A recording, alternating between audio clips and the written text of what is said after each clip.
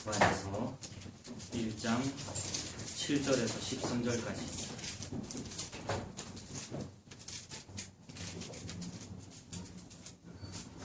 여러분들이 한 절씩 교독하시겠습니다. 주 여호와 앞에서 잠잠할지어다. 이는 여호와의 날이 가까웠으므로 여호와께서 희생을 준비하고 그가 청할 자들을 구별하셨음이니라. 여호와의 희생의 날에 내가 방백들과 왕자들과 이방인의 것을 입은 자들을 구할 것이니라. 그날에 문턱을 뛰어넘어서 포악과 거짓을 자기 주인의 집에 채운 자들을 내가 벌하리라. 나 여호와가 말하노라. 그날에 오르스는 부르짖는 소리라. 제2 이곳에서는 울음소리라. 작은 산들에서는 무너지는 소리가 들리리라. 막데스 주민들아, 너희는 슬피 울라. 가나안 백성이 다 패망하고 은을 거래하는 자들이 끊어졌음이라. 그때 내가 예루살렘에서 쭈그리같이 가라앉아서 마음속에 스스로이르되 여호와께서는 복도 내리지 아니하시며 하도 내리지 아니하시리라 하는 자를 흙으로 쫓아잡아라니. 그들의 재물이 노략되며 그들의 집이 황폐할 것이라. 다 함께 읽습니다. 그들이 집을 건축하나 거기에 살지 못하며 포도원을 갖거나 그 포도주를 마시지 못하리라. 아멘. 이런 교독하거나 봉독하는 방법은 중요한 건 아닙니다만, 교회에서 일반적으로 관행적으로 교독한다 이렇게 하면은 이 인도자하고 여러분하고 한 절씩 이렇게 읽죠. 그리고 다른 말이 없어도 어떻게 합니까? 제일 마지막 구절 다 함께. 이건 뭐 중요한 거 아닙니다만 이렇게 하면 일단 진행이 부드러워. 13절까지 한번 딱 해보세요. 예. 그래서 말씀드립니다. 자, 오늘 잠잠할지어다 라는 제목으로 은혜 나누고자 합니다. 여러분, 그 여리고성 전투를 한번 생각해 보겠습니다. 하나님께서 이제 여호수아 장군에게 그리고 이제 백성들에게 여리고성 정복하라 명령하셨는데, 어떤 방법으로 여리고성의 그 성벽을 무너뜨리게 됩니까? 하나님 뭐라고 명령하셨죠? 성을 돌기만 해라는 것이죠. 하루에 한 바퀴 성을 돌고 일곱째 날에는 7바퀴 돌아라 말씀하셨는데, 여리고성이라는 그 말은 여리고성이 상징하는 바가 있지 않습니까? 여리고성이 상징하는 바는 절대 무너지지 않는다라는 거죠. 난공불락의 요새, 결코 무너뜨릴 수 없는 성이란 말입니다. 그런 적군의 성을 무너뜨리려면 뭔가 제대로 준비를 해야 되지 않습니까? 이스라엘 백성들이, 군사들이 제대로 준비를 해야 되죠.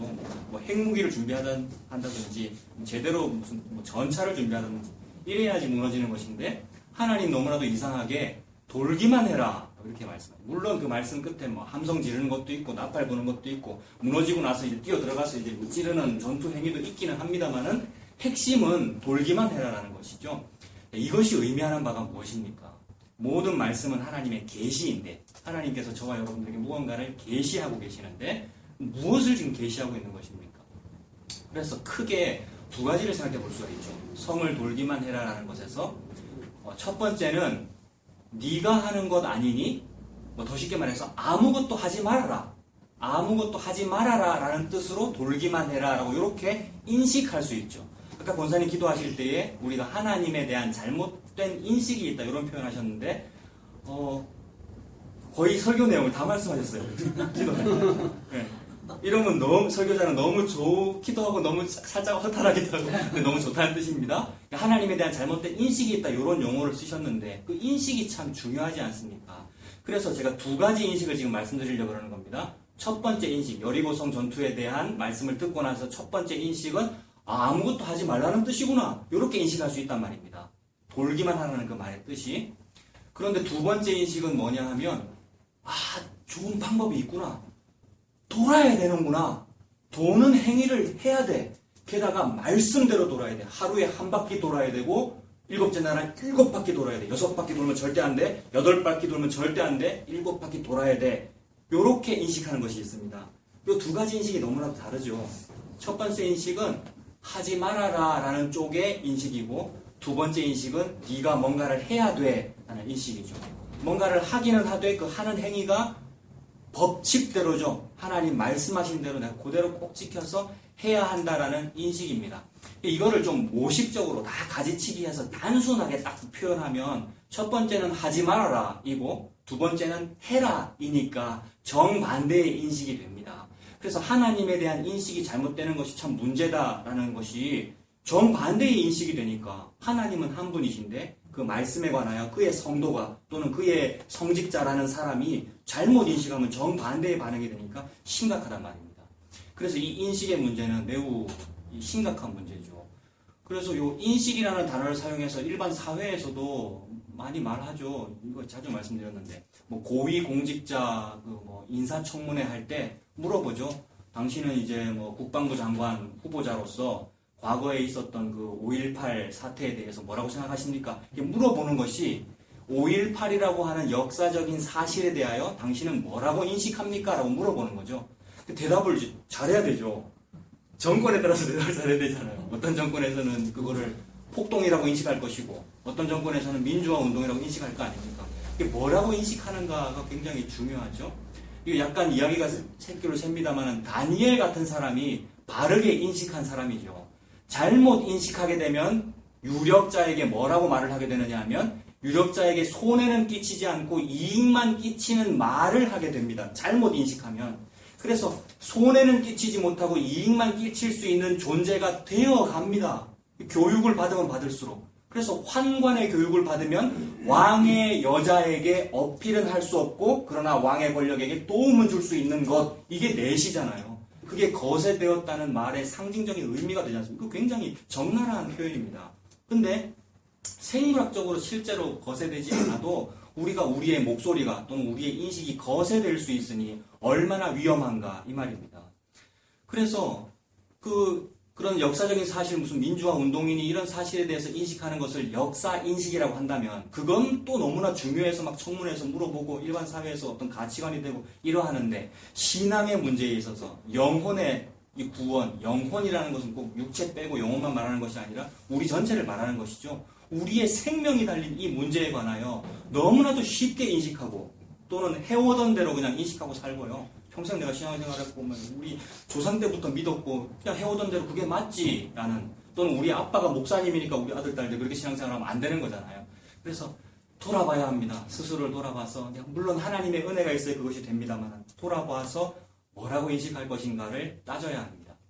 그래서 여리고성 전투에서의 바른 인식은, 우리는 복음과 십자가를 알고 있다고들, 저도 그러고 우리 다 그러니까 여리고성 전투에서의 바른 인식이 뭡니까? 1번과 2번 중에서 돌기만 해라는 그 말이 하지 마라, 너는 할 일이 없어 라는 이것이지요. 그래서 너무 신기하게도 하나님께서 직접 수행하시는 전쟁에서는 항상 하나님의 표현의 뉘앙스는 니는 아무것도 하지 마 라는 뉘앙스로 나타납니다. 물론 표현은 그때그때 다르겠지요. 하나님이 항상 하나님의 전쟁을 앞두고의 하나님의 뉘앙스는 뭐냐 하면 네 발에 신발 벗어 이런 겁니다. 군인이 전투를 앞두고 워카를 신어야죠. 그럼 워카끈을 쫙 해야 우리 행군도 잘하고 열심히 뛸 거 아닙니까? 각계 전투를 할 거 아닙니까? 근데 워카 벗으라는 얘기죠. 네가 싸울 일이 없어 라는 이런 표현입니다. 그래서 여호와의 전쟁이 어떤 특징을 가지는가를 하나님께서 보여주고 계시는 거죠. 여호와의 전쟁이라는 그 용어 그대로 여호와의 전쟁은 여호와께서 싸우시는 전쟁이란 말입니다. 그래서 그 여리고성 전투에서 돌기만 해라라는 말씀도 있었고 거기에 덧붙여서 하나님 말씀, 여호수아를 통해서 주신 하나님 말씀이 뭐냐 하면 정복하고 나서 그 안에 있는 모든 것을 뭐 하라 그랬습니까? 그 안에 있는 모든 것을 하나님께 바쳐라 이랬습니다. 바친다라는 표현의 또 다른 번역이 뭐냐 하면 진멸입니다. 지난주 제목이 진멸하리라였지 않습니까? 그리고 우리가 언젠가 헤렘이라는 용어를 사용한 적이 있습니다. 저 히브리어 잘 모릅니다. 헤렘이라는 용어도 그때 그 설교 준비할 때 처음 찾아봤다고 제가 말씀드렸죠. 그 신학계에서 그런 용어를 쓰는지 저 잘 모르겠습니다. 근데 히브리어 직역성경에 진멸이라는 단어를 진멸이라고 한글로 쓰지 않고 일부러 히브리어로 헤렘이라고 썼길래 제가 인용한 겁니다. 그래 그 직역성경을 쓰신, 참고로 말씀드리죠. 홍성갑 목사님과 히브리 대학교를 나오신 허성갑 목사님. 직역성경을 쓰신 분이, 저같이 이제 히브리어 원어를 잘 모르는 사람은 한글로 직역해놓으면 너무 편리하잖아요. 그래서 제가 더 솔직하게 다 말씀드리는 겁니다. 저분은 일부러 한글로 진멸이라 쓰지 않고 여호와의 전쟁의 그 진멸시킨다는 부분을 히브리어로 한글로 헤렘이라고 쓰였다는 겁니다. 그게 뭐를 나타내기 위함이냐 하면 진멸이라는 말 속에 하나님의 특별한 계시가 있다는 것을 드러낸 겁니다. 무슨 뜻입니까? 진멸이라는 말은 쉽게 말해서 씨를 말린다는 거죠. 하나도 살려두지 않는다는 거죠. 여리고성 전투 때 하나도 살려두지 말아라 했죠. 누구만 살아남느냐 하면 라합과 그의 가족만 살아남죠. 즉 복음을 믿은 자, 예수님의 은혜의 날개 아래 들어온 자만 살아남게 되지 모든 자는 다 죽는다는 얘기입니다. 자, 그런데 모든 것을 다 죽여야 한다라는 말은 고대로부터 신께 무엇을 바친다는 말은 죽인다는 의미이죠. 소나 양을 신께 드린다 그러면 그 신이 오늘 찬송 불렀는데 바람도 참 아름다워라고 우리 찬송했습니다. 바람 엄청나게 신께 무엇을 드린다는 것이 제사라는 종교 행위로 나타나죠. 제사는 사실 신에게 음식을 드리는 행위잖아요. 우리 명절 때 안 믿는 사람 제사 드리는 것도 사실 귀신에게 음식 드리는 작업이잖아요. 그러면은 신이 와서 먹습니까, 여러분? 어떻게 됩니까? 제사 지내면 이제 하나님께 드린 제사 생각해 봅시다. 우리 이방 종교 문화 생각하지 말고 하나님께 제사 드리면 하나님께서 드십니까? 그러면 하나님께서 받는다는 의미는 어떻게 표현이 되죠? 그 재물이 죽임을 당했다가 내가 그 재물을 받았다가 되죠. 그러면 여리고성에서 모든 생명체를 다 죽여라라는 말은 사람도 다 죽여야 되고 가축도 다 죽여야 되잖아요. 다 죽여라는 말은 나 여호와가 다 가질 거야 라는 뜻이 됩니다. 그러므로 백성은 욕심 부리면 안 되고 백성은 욕심이 납니다. 칼로 막 여리고 적군들을 무찌르다 보면 옆에 있는 소도 보이고 양도 보이고 아이고 저거 내가 가지면 재산이 될 텐데 근데 하나님 왜 죽이라 그러지? 좀 이렇게 반항하는 마음이 생길 거 아니에요. 이게 욕심이죠. 그러나 하나님께 다 드렸다, 바친다라는 의미로 죽이라는 말이죠. 그 말은 그런 모든 생명체들 또는 재산이 될 수 있는 동산, 부동산들은 전리품이 되잖아요. 전쟁에서 얻어지는 이 상급, 전리품이 되잖아요. 전리품은 누가 소유해야 합니까? 그 전투에 참여하여 땀 흘리며 전투한, 땀을 흘린 군인이 소유해야 되는 거죠. 지금 하나님께서 여호와의 전쟁, 헤렘 전쟁을 말씀하시면서 하나님의 유일한 강조점은 뭐냐면 너는 돌기만 해. 이 말은 너는 할 일이 없어. 이 말이니까 너는 할 일이 없으니까 나 혼자서 다 한다가 하나님의 유일한 계시이지요. 이것이 인식이 되시죠? 이게 이제 계시 인식이잖아요. 하나님이 문맥상 행간의 의미, 하나님이 문자 말고 문자 사이사이의 행간의 의미에서 뭘 계시하시는가를 가만히 보니 나 홀로 다 한다를 계시하고 계십니다. 그래서 어떤 때는 네가 선 땅은 거룩한 땅이다. 네 발에 신을 벗어라. 너희는 가만히 있어. 주가 하나님 됨 될지어다. 너 가만히 있어서 여호와께서 오늘 이루신 크신 구원을 네가 목도해라. 목도해라는 말은 사실 쉬운 말로 구경하라는 말이잖아요. 신앙생활에 있어서 구경꾼이 되지 말라는 그런 우리 설교를 많이 들었습니다만 사실은 우리는 구경꾼이어야 합니다. 주인공은 그 전리품을 차지하시는 그 군인 그분이거든요. 누가 그 전리품을 차지하시기에 합당하신 군인이십니까? 바로 여호와의 전쟁에 여호와가 군인인 것이죠. 이 사실을 계시하고 계십니다. 그러니 전투에 참여해서 홀로 다 이기신 여호와의 군대 장관이 계신단 말이에요. 그래서 여리고성 전투를 앞두고 여호수아가 막 전전긍긍하지 않았을까요? 모세는 죽고 없고 이제 자기가 새로운 지도자가 되어 어떻게 해서 내가 이 전투를 이끌어갈까? 막 어떻게 하면 전략을 짤까? 병법을 짤까라고 하고 고심하고 있는데 눈앞에 웬 장군이 나타난 거죠. 어느 장군이 나타났습니까? 여호와의 군대 장관. 그가 하시는 말씀, 네 발에 신을 벗어라. 여호수아는 웍하 신었습니다. 왜요? 이겨야 되니까. 내가 뭔가를 해야 되니까. 내가 뭔가를 해야 되겠다가 1번과 2번의 인식 중에서 2번의 인식이잖아요. 우리 인간은, 이 인류는 딱 두 종류로만 구별됩니다. 그러니까 나는 그분께 다 맡겨졌으므로 할 일이 없구나의 인류가 있고 내가 뭔가를 해야 그분이 기뻐하셔의 인류가 있습니다. 모세도 그러하고 여호수아도 그러하고 우리 모두도 다 성정이 같기 때문에 뭘 하려고 해요, 여러분. 우리가 이렇게 신앙생활을 해도 복음을 알아도 안 하려고 하는 사람이 있겠습니까? 숨 쉬는 것 자체가 뭔가를 하고 있는 건데요. 저도 내가 좀 뭘 좀 잘해야, 목회를 잘해야 또는 설교를 잘해야 은혜가 될 텐데의 끊임없이 붙잡힌단 말입니다. 거기에 자유해야 사실은 더 좋은 설교가 나올 텐데 제가 참 부족하다 이 얘기입니다.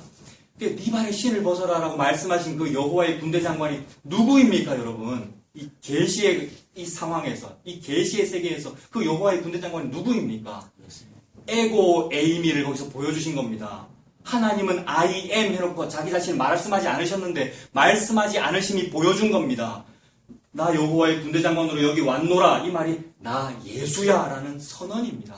그래서 그것이 보인 자는 너무 기쁘죠. 왜냐하면 워카 벗어도 되니까요. 전투에 내가 참전했어도 싸울 이유가 없고 땀을 흘릴 이유가 없고 혹 땀을 흘렸어도 내가 한 것이 아닙니다라고 고백하게 되는 자유가 있으니 부담이 없단 말입니다. 이겨도 내 자랑이 아니요 저도 제가 잘못한 것이 아니군요. 그분의 뜻이군요 라면서 자족할 수 있는 자유함이 있습니다. 그러므로 로마로 잡혀가는 그 유라굴로 광풍을 겪으면서 오늘 바람 이렇게 많이 불잖아요. 그 배 밑바닥에 가서 자고 있는 사도 바울의 자유 그 죽어도 되고요. 그러나 사실 안 죽어요. 왜냐하면 로마를 보기 전에는 네가 안 죽는다 이렇게 말씀하셔 놓으니까 그 말씀을 믿는 믿음을 내가 짜낸 것이 아니라 그분이 주셔서 너무 고마운 거죠. 그렇군요. 내가 부유함에 처할 수도 있고 패배함에 처할 수도 있고 무슨 일을 당해도 되는 세상에 감당치 못하는 사람이 되는군요. 제가 신학 잘해서 그런 것이 아니라 그분께서 그렇게 해주시는군요 라는 자유를 누리게 됩니다. 이 자유 누구로부터 주어진 것이죠? 여리고성 전투의 예로 들면 이 자유 누구로부터 주어진 것이냐면 여호와의 군대장관으로부터 주어졌습니다. 군대장관이라는 말은 싸움 전문가라는 뜻입니다. 싸움은 내가 싸우는 거야. 성도야. 니들이 싸우는 것이 아니고 싸움은 내가 싸우는 거야. 목사야. 네가 하는 것이 아니고 우리가 영적 전쟁을 한다는데 제가 막 영적 전쟁에 초급 장교로 나서는 겁니다. 저는 목회자이기 때문에 여러분들은 그리스도의 군사로 부름받은 사람이고요. 그래서 영적 전쟁을 하자 그러고 막 옛날에 땅 밟기 하고요. 그 다음에 영적 전쟁 축사기도 하고 저 불국사에 아울리치를 갔거든요. 대학생 때. 아울리치가 이제 해외로 가는 사람들은 단기 선교를 가고 대학생들이 조금 돈이 모자라면 이제 국내로 가거든요. 우리 팀이 불국사로 갔다고요. 왜 갔을까요? 불국사에? 좋은 데도 많은데 뭐하러 불교의 도시로 왜 갔을까요? 영적 전쟁하러. 불국사 그 뭐죠? 석가탑 다보탑 앞에서 석굴암 이런 데 앞에서 이게 문고리가 있는데 문고리가 다 이렇게 도깨비 형상이더라고요. 귀신 같잖아요. 그 앞에서 제가 문고리 앞에 손 이렇게 그래서 막 기도하는 듯한 사진을 찍어서 이제 대학생끼리 논의라고. 이게 뭐를 퍼포먼스 한 거냐면 영적 전쟁이라는 거죠. 영적 전쟁에 어떻게 이길 건데요, 여러분? 우리가 무슨 힘으로? 우리 전부 선악과 먹었는데요. 선악과를 안 먹은 사람이어야 칼이 듭니다, 여러분.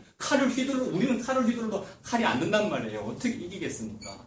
이기지 못하는 전쟁을 이기려고 힘든 거예요, 우리가. 이기지 못하는 전쟁을 한번 싸워보겠다고 이 땅에서. 그래서 그것이 경제 전쟁이고요. 먹고 사는 전쟁이고요. 이 모든 질병이 좀 없었으면 좋겠고, 질병 걸렸으면 나았으면 좋겠고, 돈이 없으면 돈 더 많아졌으면 좋겠고, 이 모든 전쟁들을 싹 다 모으니 그 끝에 궁극에 구원이 있더라는 겁니다. 그래서 이 모든 이런 잡다한 일들, 일신상의 영달과 구원은 매우 서로 다른 개념인 것 같지만 사실은 인간은 살고 싶어서 그랬던 거예요. 살고 싶어서. 자, 먹고 사시려고 우리 인생을 다 그렇게 살았잖아요. 직장생활 다 그렇고요. 이것이 하지 말라는 뜻이 아님을 여러분 아시지요? 열심히 인간의 고역 때문에 막 살려고 했던 모든 일의 궁극에 결국 구원이 있었던 겁니다. 그래서 싹 축약하면 구원받고 싶어서 뭐 해야 되는데 기도라도 아니면 무슨 헌신 봉사라도 아니면 어떤 노력이라도. 그래서 그 모든 일들이 이론적으로는 예수님 믿어 구원 얻습니다라고 우리 크리스찬들이 이론적으로는 말은 했으나 그러나 나의 행하는 어떤 행위가 구원에 조금이나마 보탬이 됩니다라는 신앙 인식입니다. 이건 인식의 차이잖아요. 하나님께서 다 하십니다라고 인식할 것인가 아니면 내가 뭔가를 해야 됩니다 또는 내가 하는 일이 크게 보탬이 됩니다 또는 매우 작게라도 보탬이 됩니다라는 이 인식은 전부 보탬이 된다는 인식이에요. 즉 구원에 내가 도움이 됩니다라는 인식이죠. 우리 인류는 내 구원에 또는 하나님의 이 섭리, 하나님의 구원 사역에 전혀 보탬이 되지 않습니다. 지난주 설교에 있었던 우리는 무슨 존재입니까? 거치는 존재, 걸거치는 존재죠. 하나님의 구원 사역에. 그래서 우리가 할 수 있는 일은 뭐냐 하면 너희들 걸거치기 때문에 내가 너희를 진멸시킬 거야 라는 말씀 앞에 고개 숙이는 수밖에 없습니다. 왜요? 화로다 나여 망하게 되었다. 나는 문둥병 환자니까요. 즉 칼을 들고 전쟁에 참여할 군사로 징집 대상도 아니란 말입니다. 왜 그렇습니까? 요새는 병역검사 잘 모르겠는데 5급 면제란 말이에요. 군대도 못 가는 존재. 그런데 미달요? 예. 그런데 우리가 뭘 하겠다고. 특히나 조금 신앙이 좋을수록 또 신앙이 좀 갸륵할수록 또는 저처럼 이렇게 신학을 할수록 뭔가를 해야 될 것 같고 자꾸만 책임감이 느껴지고 그래서 이 모든 책임감이 부담감으로 작용해서 뭘 해야 될 것 같다고 많이들 느끼더라고요. 특히나 부모님 세대는 자녀를 너무 사랑하잖아요. 저도 자식 키워보니까 그렇던데요. 그래서 내가 하는 이런 신앙의 행태가 혹시 내 자녀에게 안 좋은 영향을 끼칠까라고 전전긍긍하게 되는 경우가 많더라고요. 그래서 하나님께 내가 좀 뭘 잘못하면 나에게 재앙이 생기는 건 그래도 내가 참을 수 있지만 내 자식 삶에 무슨 안 좋은 일이 생길까? 그 걱정하는 분이 많거든요.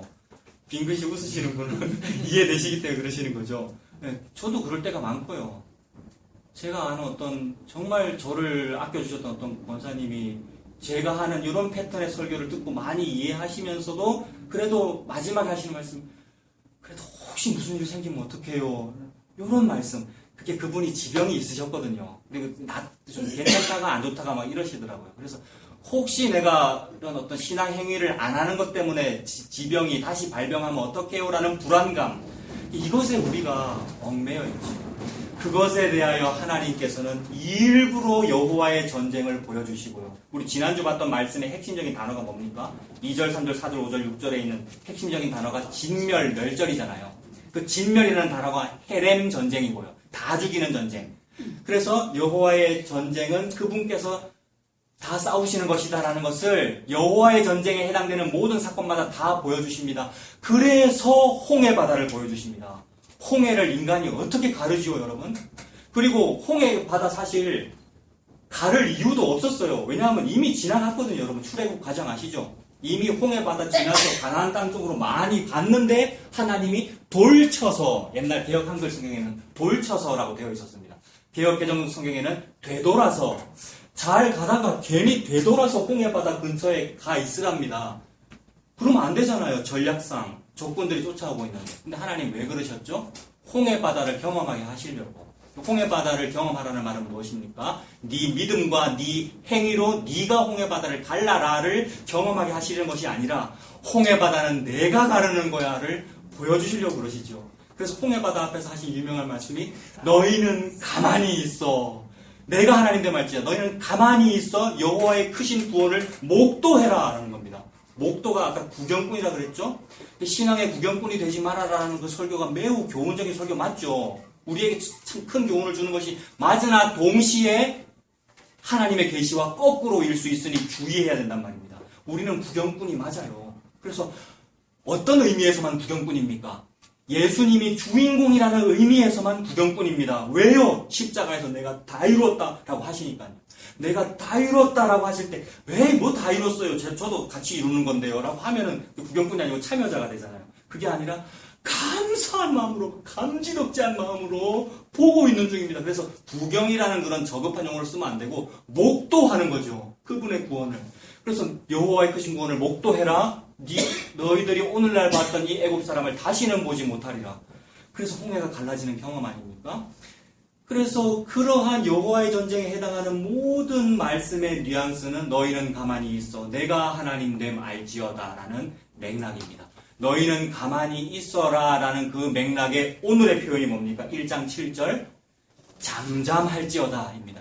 그래서 오늘 제목이 잠잠할지어다입니다. 물론 여러분 이 문자적인 의미 이 7절과 오늘 13절까지 보는데 이 문맥의 의미 그리고 이 문자의 의미 그리고 역사적인 사실로 배경 역사가 있을 거 아닙니까? 역사적인 의미에서의 이 잠잠할지어다라는 말은 하나님께서 지금 앞에 그 2절부터 보았듯이 다 진멸시킬 거기 때문에 하나님이 지금 누구를 진멸시키시죠? 하나님의 선민인 유다를 진멸시킵니다. 누구를 불러일으켜가지고요.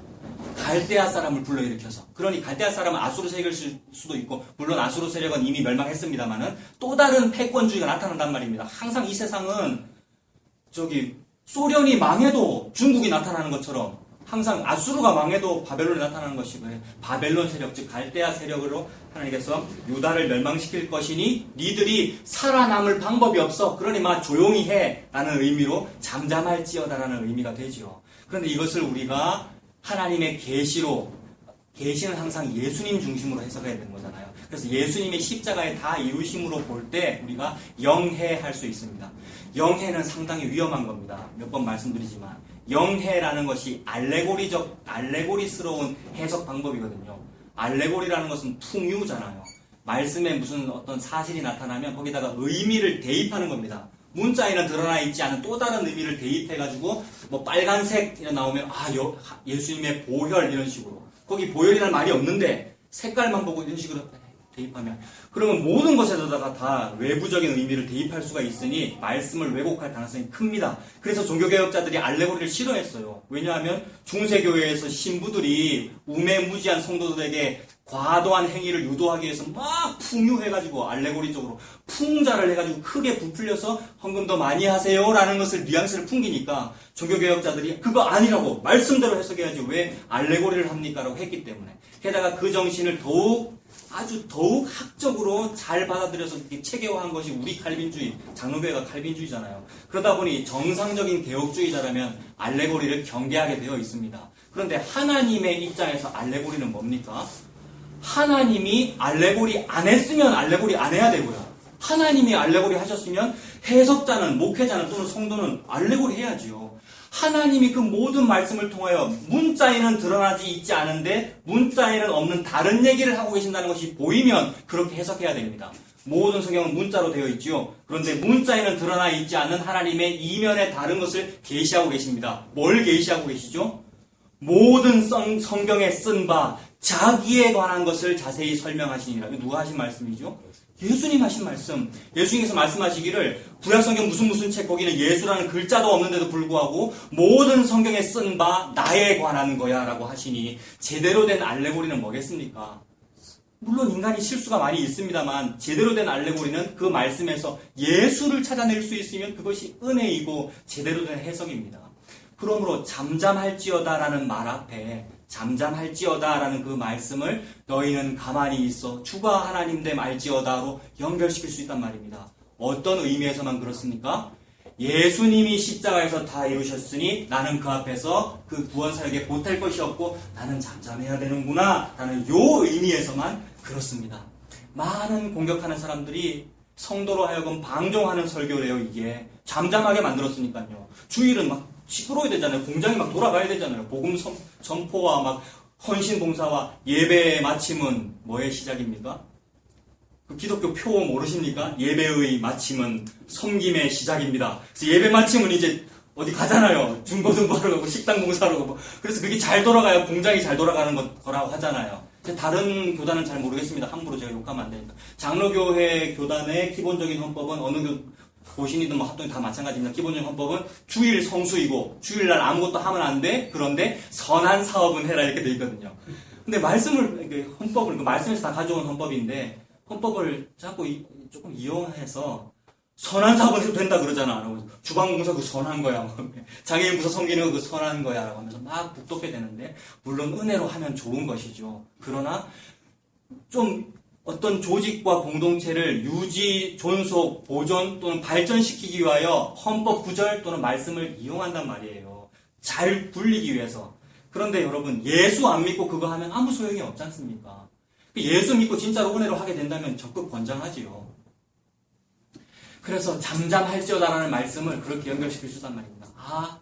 1번과 2번의 인식 중에서 1번 안 해야 하는구나. 안 해도 되는구나. 나의 행위가 하나님께 하나님의 영광에 보탬이 되거나 또는 해가 되지 않는구나. 그래서 인간의 행위가 하나님의 섭리에 또는 하나님의 구원사역에 또는 하나님의 영광에 보탬이 되거나 또는 해가 되지 않는다라는 것을 교리적으로 표현한 말이 전적 타락입니다. 전적 타락했으니 무슨 보탬이 될 것이며 무슨 해가 될 겁니까? 더 해될 것도 없단 말입니다. 전적 타락했기 때문에. 또는 더 영광 돌릴 것도 없단 말입니다. 뭐만 할 수 있느냐면 그저 은혜만 받을 수 있어요. 아무것도 할 수가 없고요. 전적 타락했으니 은혜 안 주면 지옥 가는 것이고요. 은혜 받으면 구원 얻는 거잖아요. 그러니 할 수 있는 유일한 일이 은혜만 받을 수 있죠. 은혜를 사람 이름으로 두 글자로 표현하면 예수 되잖아요. 그러니 예수님만 주인공이 된다는 의미에서 잠잠할지어다입니다. 여러분 잠잠할지어다 또는 너희는 가만히 있으라라는 이 말씀 앞에 여러분 아멘 하십니까? 이거 매우 왜곡되기 쉬운 표현입니다. 그래서 세월호 사건 때 그 사고 때 가만히 있으라라는 말 때문에 얼마나 우리가 끌었습니까?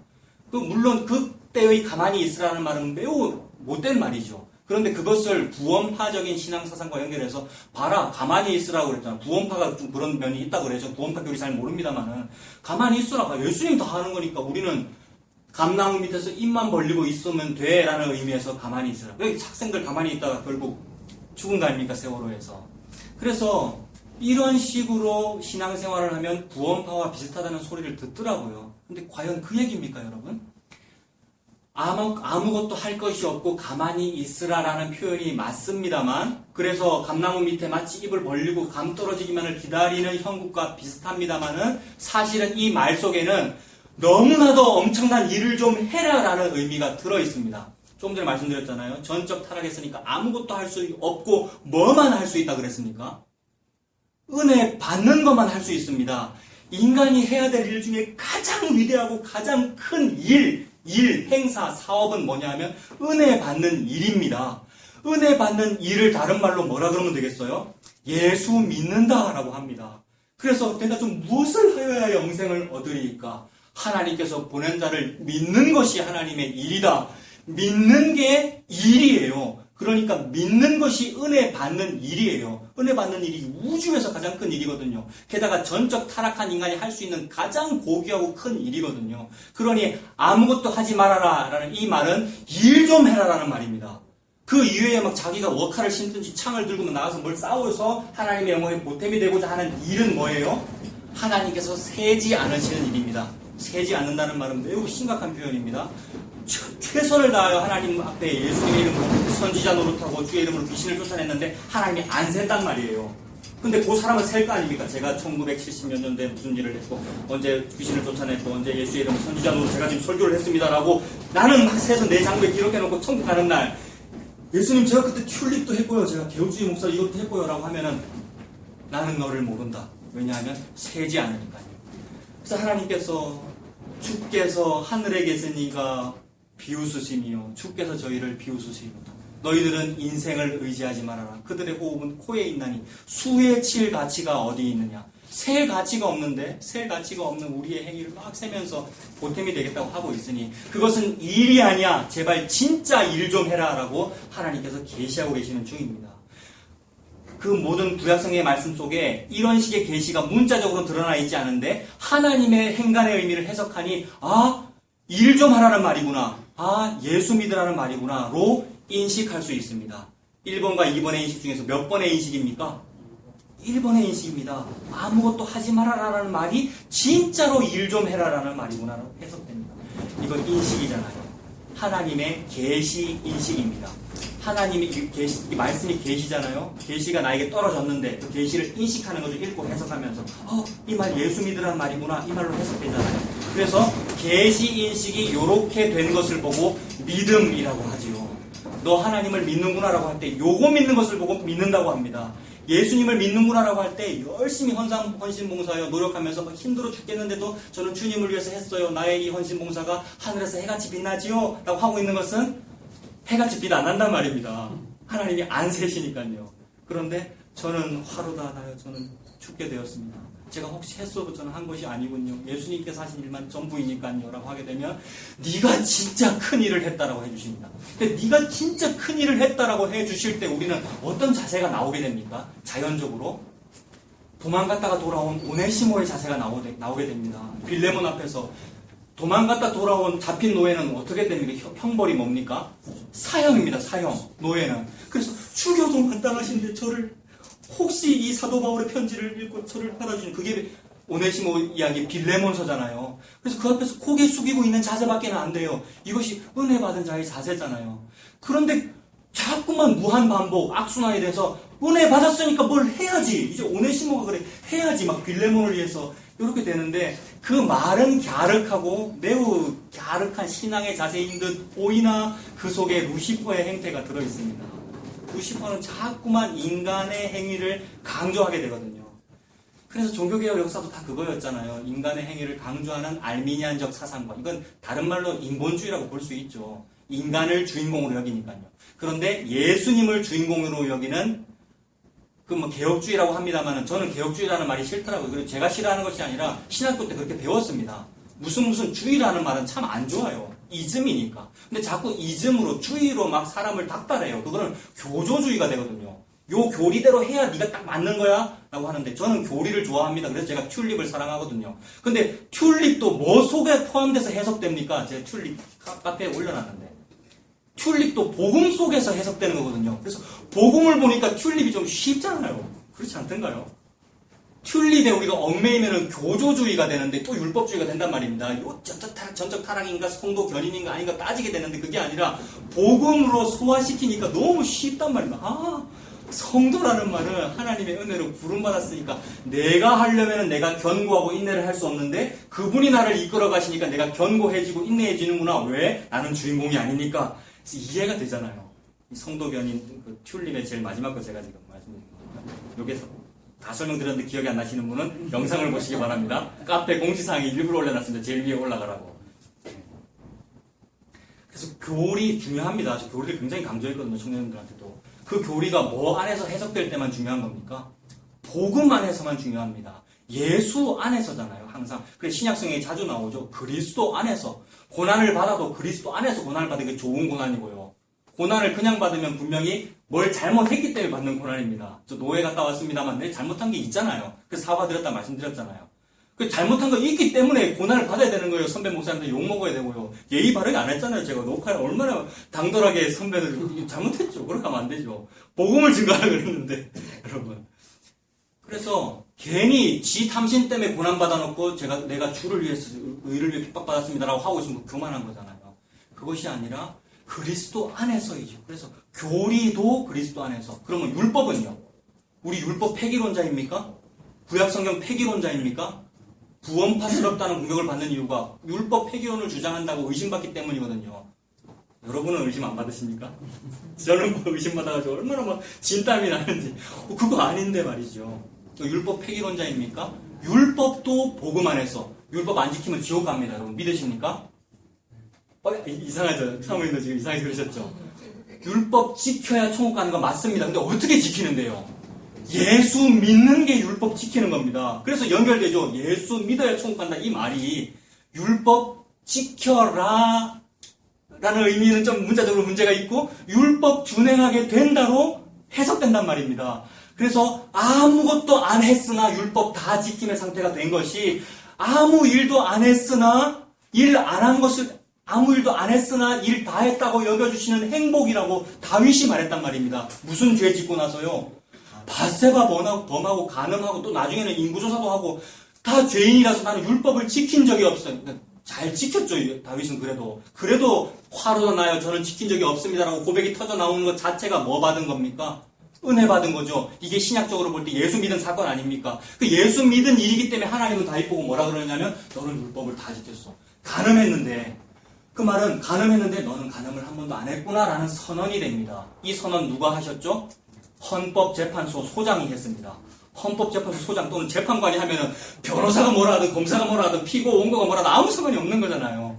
그래서 재판장께서 오네시모 무죄 이러니까 오네시모는 감히 고개는 못 들고 빌레몬 앞에서 저를 혹시 다시 노예로 써주시면 감사하고 안 써주셔서 아무 할 말이 없고요 라고 하게 되는 은혜를 받게 되죠. 이거 굉장한 아이러니입니다. 오네시모라는 그 말의 그 헬라어 뜻이 무익하다는 뜻이라고 그랬지 않습니까?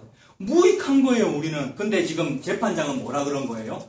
거기서 재판장은 바울인데, 빌레몬서에서 재판장은 바울이죠. 그래서 피고인 오네시모를 세우고 원고인 빌레몬 앞에 변호해준 형국인 거잖아요. 그 바울이 뭘 의미하는 겁니까? 예수님을 의미하는 겁니다. 이 지옥 가야 할 이 상황에서 여호와 앞에 우리를 변호하고 계시는 거죠. 우리는 도망나간 오네시모란 말이에요. 탕자고요. 둘째 아들이잖아요, 우리가. 우리를 예수님이 변호하고 계시는 거죠. 변호사임과 동시에 재판장이시죠, 그분께서. 그래서 바울이 그 기록하기는 뭐라 그럽니까? 오네시모가 나와 복음에 유익하다. 세상에 아무 할 일이 없는데 일 다 했다 이 말입니다. 저와 여러분들 언제 율법 지켰습니까? 한 번도 지킨 적이 없는데 다 지켰다라고 해주시니 이 사실 앞에 언제까지 웍하 신고 있을 겁니까? 우리가 신발 벗어야죠. 네가 선 땅은 거룩한 땅이다. 언제 우리가 거룩한 땅에 섰습니까? 항상 죄된 땅에만 서 있고 죄지는 일만 하고 있었죠. 근데 거룩한 땅이래요. 그 말은 무슨 말이죠? 성전이라는 말입니다. 다른 말로는 지성소라는 말입니다. 지성소 들어가면 죽어버려야 되는데 어찌 내가 살아있습니까? 예수님 때문에 살아있습니다. 내가 예수님 앞에 포함되었으니까. 그래서 나는 가증한 우상을 섬기는 모압의 여자인데, 모압의 남자도 가증한데 여자는 더 가증하다는 의미이거든요. 모압의 여자인데 세상에 보아스의 발치에 이불을 덮고 들어가는 상태가 됐단 말입니다. 그분의 은혜 아래. 그러니 예루살렘아 예루살렘아 이스라엘아 암탉이 제 새끼를 날개 아래 품으려함과 같이 내가 너희를 품으려함이 몇 번이었냐는 예수님의 울음 섞인 이 통곡이 이불로 덮고 싶다 이 말이죠. 예수님의 가죽옷 겉옷으로 나를 덮고 싶다 이 말이죠. 그러니 우리가 할 수 있는 유일한 일은 덮어주심을 당하는 일밖에 없습니다. 루처럼 보아스의 입을 덮여지는 일, 은혜 안에 머무는 것이죠. 은혜는 여기에서의 의미는 은혜는 행위의 반대말이 됩니다. 그러니 행위 안에 머물면 안 되고 은혜 안에 덮어져야 됩니다. 은혜의 날개 아래, 은혜의 이불 아래. 그것이 저와 여러분들의 유일한 구원의 방법입니다. 이 사실을 믿으면 그 사람에게 안식이 주어집니다. 휴 하는 안식. 이게 방학이라는 말의 방자잖아요. 방자는 놓는다라는 말이거든요. 그래서 잡고 있는 것은 내가 뭔가를 해야 되는데 혹시 내가 무슨 일 당하면 이거 안 하다가 그것을 놓게 되는 것이죠. 나쁜 말로 하면 포기이고 방종인데 한자가 똑같습니다. 방종의 그 방자, 놓을 방자. 방학입니다. 공부할 때는 학교 다닐 때는 힘든데 숙제도 해야 되고 근데 방학 때는 쉴 수 있다라는 요 행복 예수님 안에서 이것이 느껴집니다. 이 자유를 누리시기 바랍니다. 여러분 할 수만 있으면 이걸 막 주고 싶은데 이걸 막 이렇게 하고 싶은데 너무 이 표현이 모자라고 준비가 모자라고 신학이 짧아서 그러나 동시에 위로가 되는 것은 신학으로 되는 거 아니군요. 아멘 감사합니다. 신학으로 되는 거 아니군요. 주 예수 그리스도의 십자가를 말함으로써 그분의 철가루들을 예수님께서 끌어모으시는군요. 그래서 제가 십자가만 얘기합니다. 예수님 십자가에서 다 이루셨으니 그의 철가루들은 아무 할 일이 없어요. 왜냐하면 안 가고 싶어도 자꾸 땡기거든요. 왜요? 철가루니까. 자석은 철가루를 당기잖아요. 그래서 안 가고 싶어도 당겨진다는 이 말이 소콧뚜레입니다. 집사님 좋아하시는 소콧뚜레. 그러니까 우리는 안 가고 싶죠. 근데 안 가고 싶은데 왜 당겨져요? 이게 얼마나 아픈지. 소콧뚜레. 저는 시골에 앉아서 농사 안 지어서 봤습니다. 이게 아프니까 따라가는 거 아니겠습니까, 소가? 그리고 몇 번 아픔을 훈련받다 보면은 이제는 조금만 당겨도 이제 내 더 버티면 더 아프다 이거 알고 안 가겠으니까. 이거 예수님 보냈잖아요. 세상에. 이거 교육으로 되겠습니까? 이거를 뭐로 되겠습니까? 와, 예수님이 십자가에서 다 이루셨구나는 말씀 앞에 내가 끌려가는구나 하는 은혜가 됩니다. 이 앞에서 신발 벗으시고 이 은혜의 이 자유 안식을 누르시는 저와 여러분 되시길 바랍니다. 1장 7절에 그런 의미로 잠잠할지어다를 일종의 확대 해석할 수 있습니다. 그러나 확대가 아니고 바른 해석 맞습니다. 예수님의 해석입니다. 예수님께서 가만히 있어라. 내가 한다. 그 고난주간의 그 말 뭡니까? 그 겟세마네 기도에서 예수님께서 깨어라 기도해라라고 하다가 결국 마지막에는 자고 쉬어라. 이 말이 잠잠할지어다로 연결될 수 있잖아요. 그렇게 은혜를 받으시기 바랍니다. 잠잠할지어다 이는 여호와의 날이 가까웠으므로 여호와께서 희생을 준비하신답니다. 여호와의 날이 구약성에 나타나는 아주 큰 이 고래 심줄같이 흐르는 구약성의 큰 사상입니다. 여호와의 큰 날. 여호와의 날은 진노의 날입니다. 질투의 불이 타올라서 다 죽여버리는 여호와의 날입니다. 근데 다 죽여버리는 이유가 뭐였습니까? 여리고성에서 하나님이 다 죽여버리는 이유가 뭐였습니까? 내가 혼자 다 싸운다라는 의미였죠? 그 다 죽이는 것이 하나님 혼자 다 가지신다는 뜻이니까. 근데 요거를 반대하면 어떻게 됩니까? 아니에요. 하나님 혼자 다 가지시면 안 돼요. 제가 군사로 참여했으니까 저도 전리품을 좀 가질래요. 이렇게 하면 어떻게 됩니까? 아간이 되죠? 그래서 신할산 외투도 좀 가지고 금은 보화도 자기 천막 밑에 숨겨놓고 왜 그랬어요? 지극히 이성적인 생각이에요. 나는 여호와의 선민이고 나는 그의 군사로 부름받은 사람이야. 군사로 열심히 내가 전투를 했으니 이 정도 전리품쯤은 아이고 여호수아 장군이 조금 지도력이 없어서 그러는데 원래 이렇게 나눠줘야 백성들이 말이 없는 뭘 잘 몰라. 정치력이 없어. 지가 가졌단 말입니다. 죽임당하지요. 가차없이 죽여버리십니다. 지난주 아나니아 삽비라 죽여버리시는 것과 똑같죠. 안 살려두십니다. 그래서 진멸하는 전쟁은 다 죽이는 전쟁. 즉 내가 홀로 싸우는 거야. 네 아간이 싸우는 거 아니야. 이 말이죠. 그래서 예수님 나 예수가 메시아가 홀로 다 이루는 거야. 너희들이 하는 거 아니야와 같은 이야기가 됩니다. 그 날이 여호와의 큰 날입니다. 그 날에 여호와께서 뭐를 준비하신답니까? 7절에 보니까 희생을 준비하신답니다. 희생은 아까 그 진멸의 또 다른 말입니다. 희생은 죽임이잖아요. 물론 희생에 조금 종교적인 의미가 가미되어 있습니다. 어떤 살신성인의 의미가 들어있잖아요.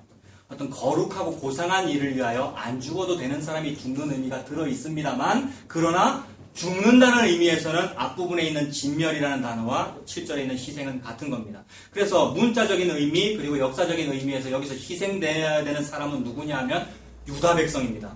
여호와의 선민. 여호와께서 지금 자기 선민은 구원하셔야 됨에도 불구하고 다 죽이시겠다는 선언이잖아요. 다시 반복합니다. 누구를 불러서 다 죽이시겠다는 얘기입니까? 바벨론, 갈대아 사람을 불러서 다 죽이시겠다는 얘기입니다. 그러므로 하나님이 마치 눈물을 머금고 내 백성을 다 죽여서, 즉 하나님은 신이시니까 제사 받으시는 입장이니까 제물을 죽인다는 말은 제물을 먹는다는 말입니다. 하나님이 그 음식이지요. 제사 제물 음식이잖아요. 그 음식을 먹는데 손님을 청한대요. 희생을 준비하고 그가 청할 자들을 구별하셨습니다. 이거 잔치의 이미지거든요. 음식을 배설하고 손님을 청한다. 하나님께서 지금 다시 역사적인 배경입니다. 누구를 청하고 있다 그랬습니까? 바벨론 세력. 청함받으면 안 되는 존재를 청해가지고 나도 음식 먹는데 니도 같이 먹어 라고 한답니다. 이거는 유다에 대한 아주 두렵고 떨리는 경고죠. 하나님이 유다 백성은 편들어 주셔야 되는데 그것이 아니라 거꾸로 유다를 죽여서 그 유다의 살과 피를 음식으로 삼아 바벨론을 먹이겠대요. 이것 때문에 선지자들이 막 하박국이 이해를 못했잖아요. 어찌 이런 일이 있을 수 있습니까? 라는 고통. 그런데 이게 하나님의 계시였습니다. 어떻게 이것이 계시로 연결되죠? 원래 유다가 이렇게 희생되어야 되는 건 맞죠? 유다가 진멸당해야 되는 것이 맞습니다. 유다는 선민이라는 의미이고 오늘날의 의미로 신약적으로 볼 때는 뭐라 그러면 되겠습니까? 유다, 선민을 뭐라고 그러면 되겠습니까? 크리스찬이라고 그러면 되죠. 예수님 믿는 사람. 예수님 믿는 사람은 아무리 예수 잘 믿어도 평생 교회만 다니고 평생 헌신봉사를 아무리 많이 했어도 그 사람 죄인입니까? 아닙니까? 죄인입니다. 그러므로 마지막 날 예수님께서 오셔서 평생 예수 믿고 설교를 너무너무 잘해서 막 교회를 수십 개를 막 부흥시킨 차경민 목사라는 사람이 딱 예수님 앞에 갔을 때 예수님이 차 목사 지옥이라고 하면 제가 뭐라 그래야 됩니까? 다 아시는데 말하면서 감사합니다. 아멘. 이라고 지옥 갈 수밖에 없는 죄인이란 말입니다. 반드시 죽어야 된다는 뜻이죠. 그런데 반드시 죽어야 되는 유다 선민을 남겨두시잖아요. 구약의 남은 자 사상. 진멸하겠다 해놓고 다 안 죽이신단 말입니다. 그런데 안 죽어도 되는 어떤 사람은 죽입니다. 우리 하나님께서. 이것이 하나님의 계시지요. 안 죽어도 되는데 마땅히 안 죽어야 하는데 어떤 사람을 죽이십니다. 그래서 그분이 너무나도 고통스러워서 안 죽어야 되는데 죽기 때문에 뭐라고 외치냐면 엘리 엘리 라마 사박다니 나의 하나님 나의 하나님 어찌하여 나를 죽이십니까? 어찌 나를 버리십니까? 그 말이잖아요. 누굽니까? 예수님입니다. 희생을 준비한다는 말, 희생이라는 그 말에 그대로 연결되죠. 예수님의 희생입니다. 영어로 sacrifice거든요. sacrifice, 희생한다는 의미인데 그게 번제의 의미에서 나오는 말이거든요. 번제는 제물을 죽이는 거잖아요. 죽여서 하나님께 올려드리는 거.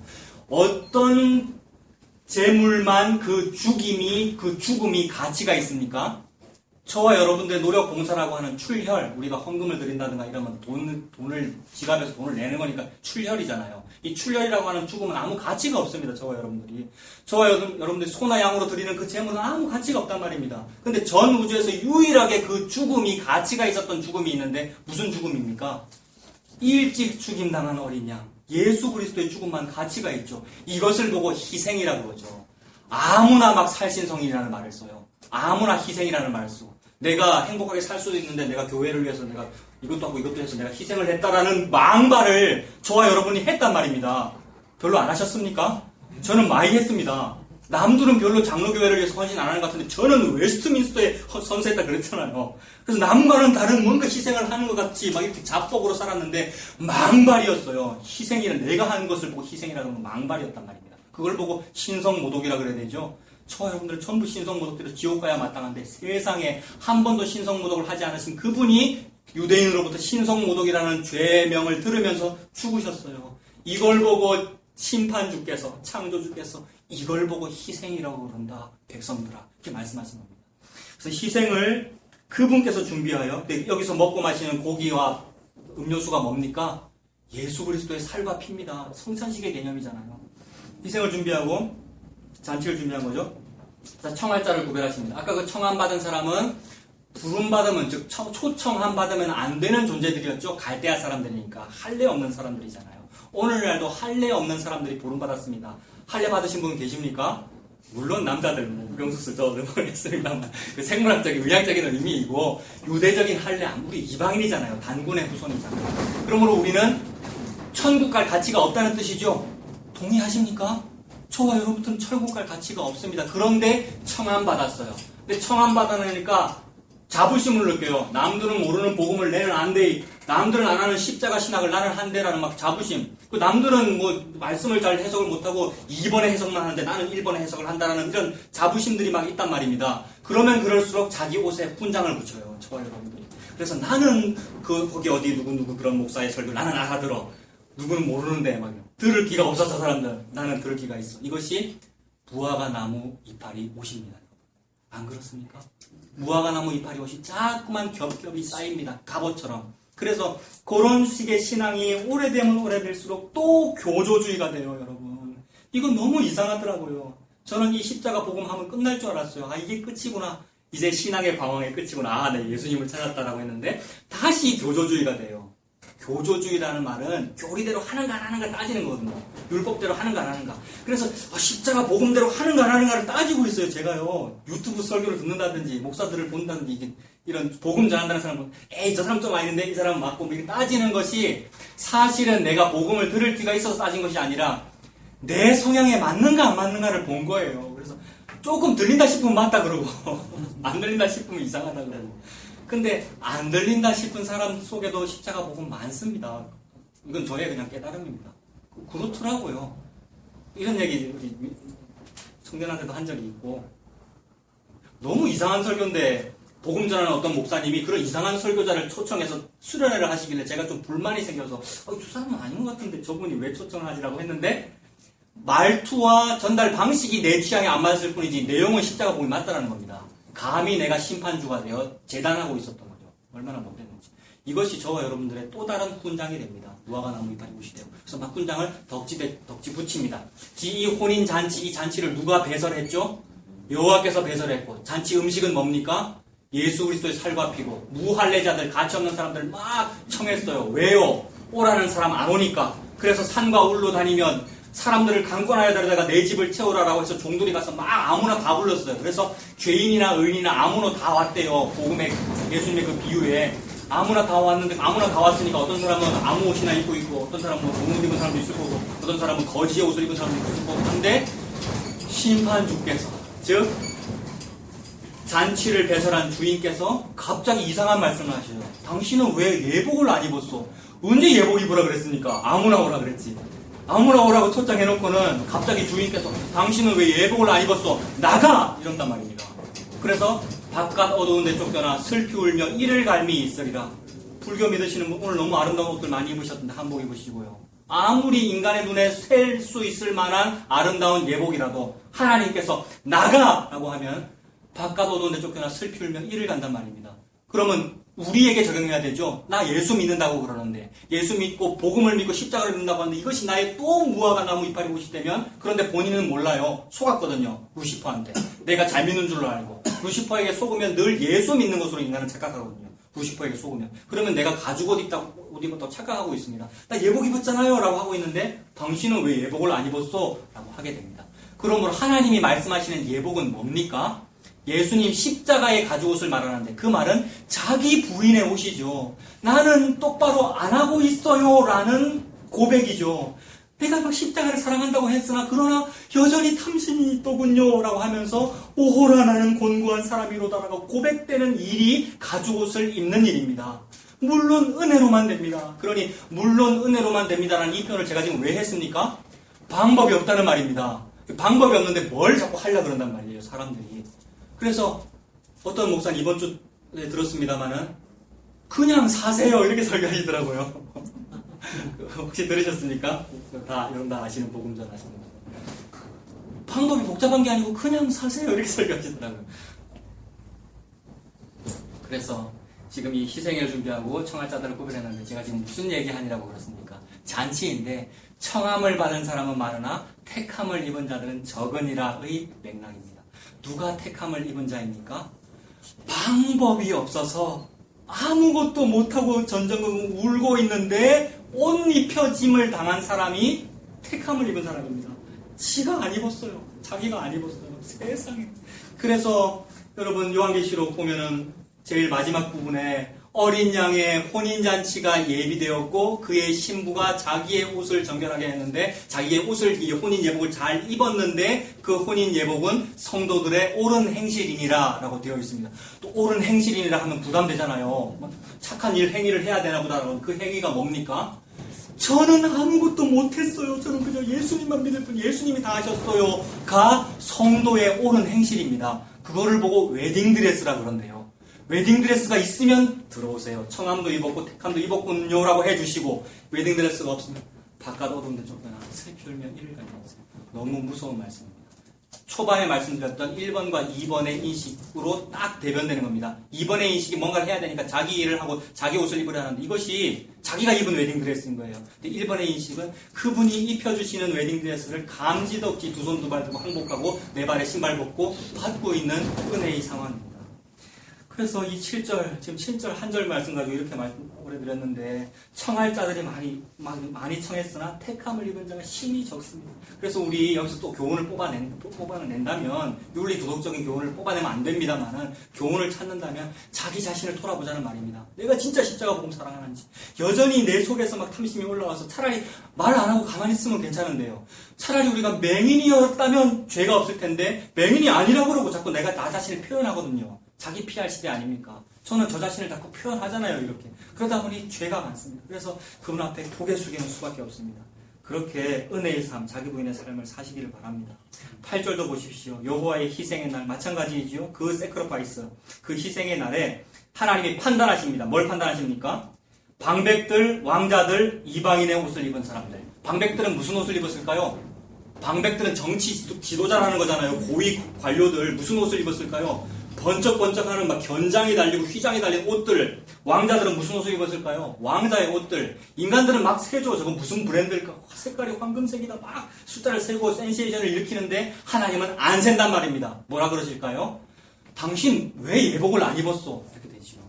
이방인의 옷을 입은 사람들. 당시에 유대 백성들이 이방인의 옷을 좋아했답니다. 어떻게 알 수 있지요? 수천 년 전 이미 아간이 뭐를 취했지요, 여러분? 헤렘 전쟁에서 뭐를 취했지요? 신할산 외투. 신할이 어딘데요?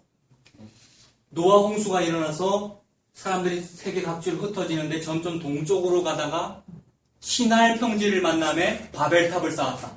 바벨탑의 동네가 신할 땅입니다. 신할이라는 말은 너무나 화려하고 세레노한 느낌, 화려하고 세련된 제국적인 대도시, 도회적인 이미지를 말합니다. 그러므로 메이데인 신할 말은 메이데인 USA. 요즘은 미제가 별로 옛날에 어리셨을 때는 미제 이름은 뭐 좋았을 거 아니에요. 그런 의미. 그 메이데인 USA 이러면 사람들이 막 가듯이 그런 옷이 좋아서 유대인들이 유대의 옷을 입었다고요? 아니요. 돈만 있으면 갈대아 사람 옷 입었습니다. 돈만 있으면 암몬의 풍습을 따랐고요. 그래서 좀 여호와를 섬기면서 성직자의 옷은 뭐를 입었다고요? 암몬 제사장의 옷을 입고. 그러니 제사장과 그 말임이 같다. 지난주 다 말씀드렸죠. 여호와를 섬기는데 여호와를 섬기는 제사의 방식, 예배의 집전 방식은 몰렉 신에게 제사하는 듯한 방식으로 똑같이 하더라는 거예요. 사용하는 악기가 그렇고 주로 쓰는 음이 그렇고 말씀을 읽을 때의 봉독의 방법이 그렇더라는 거예요. 세상의 방법 똑같더라는 거예요. 그러니 목사나 금하임이나 목사나 박수무당이나 같다라고 하나님 말씀하시는 것이죠. 옷을 보면 압니다. 예수 그리스도의 가죽 옷을 입었는가 아니면 세상 옷을 입었는가, 네 자신의 자기 의라는 무화과 나무 옷을 입었는가를 압니다. 누가 압니까? 저와 여러분들은 모르고 감찰하시는 불꽃 같은 눈을 가지신 그분께서 보시면 아십니다. 그래서 그 이방인의 옷을 입은 자들을 벌할 것이며 그날에 문턱을 뛰어넘어서 포악과 거짓을 자기 주인의 집에 채운 자들을 내가 벌하리라 이렇게 말씀하십니다. 너무 무서운 말씀입니다. 문턱을 뛰어넘는데요. 여러분 여기서 이제 문자적인 의미, 역사적인 의미 먼저 말하고 그다음에 예수 그리스도 계시를 말씀드릴게요. 문자적인 의미는 문턱을 즉 문지방을 안 밟고 건너뛴답니다. 이거 우리나라에도 있는 풍습 아닙니까? 문지방 밟으면 안 된다고 할머니 할아버지들이 저한테 많이 그러시는데 그거 무슨 뜻입니까? 복 나간다고. 이건 미신이잖아요. 근데 이게 원래 어디에 있는 거냐? 물론 우리 동양의 이 미신이 여기서 나왔는지는 확실하지 않습니다만 인류의 기원을 거슬러 올라가 보면 엘리 제사장 시대 때 블레셋과의 전투에서 패하여 언약궤가, 즉 하나님을 상징하는 하나님께서 언약궤가 블레셋에게 뺏겼죠.